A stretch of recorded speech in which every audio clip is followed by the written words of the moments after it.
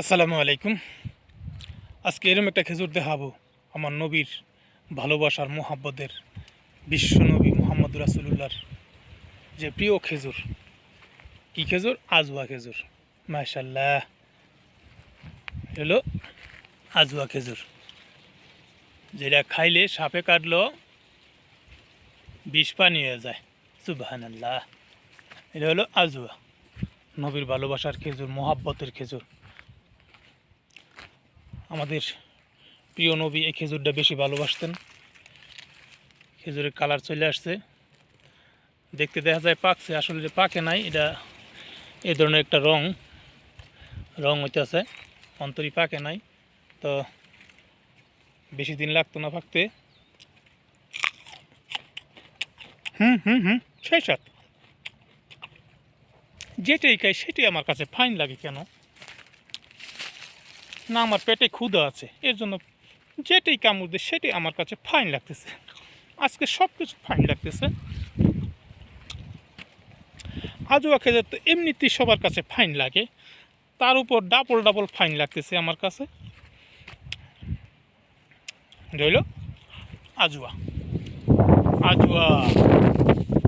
এমনিতেও আজওয়া বাগানটা অন্য বাগানের চেয়ে পরিষ্কার থাকে, পরিষ্কার রাখে সবসময়। হলো আজওয়া। ওই সাদা এরা র্যাপিং পেপার এটা দেওয়ানো হয় যাতে রোদে, মানে খেজুরের যেই বাতার ডাউলটা এটা যাতে না শুকায়। এটা হলো আজওয়া। মাশাআল্লাহ, এই রং চলে আসছে। আর খাবো না, আমার কাছে এমনিতেই সব কিছু ফাইন লাগতেছে।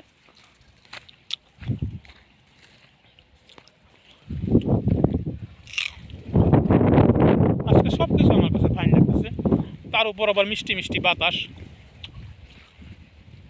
এমনিতে আবার দেশে জামুগা, দেখতে থাকেন আপনারা এক এক করে মাজরা গিলা সবই দেখানোর চেষ্টা করেছি, আরও দেখাম ইনশাল্লাহ।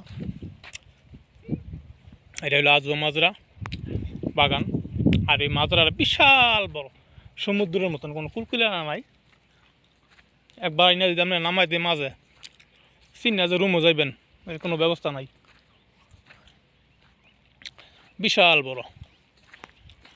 আহা, এইখান থেকে একটা গাছ মরে গেছে বুঝি, এইখান থেকে একটা মরছে, এইখান থেকে একটা মরছে, 3টা বাচ্চা মরে গেছে। খুব সুন্দর। অন্য বাগানের চেয়ে এই বাগানটা একটু পরিষ্কার বেশি হয়, কারণ মানসম্পন্নের